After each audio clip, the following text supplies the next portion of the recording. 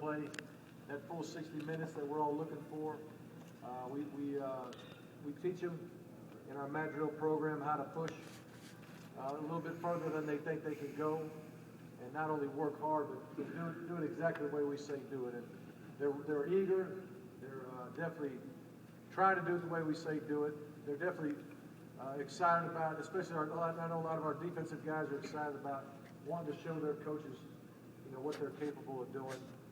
And we're in the process of just trying to see where everybody's going to fit in this new defensive scheme too. So, that'll be coming out sooner or later.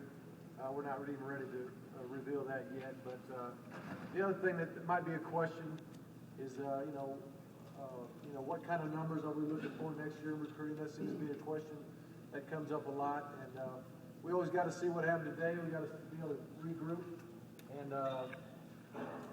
just see what we think we need for our numbers across the board for next year's class. But that thing's always a moving target. We know injuries happen. Kids,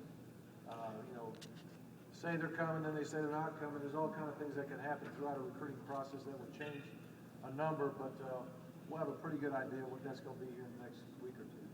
Anybody else got a question?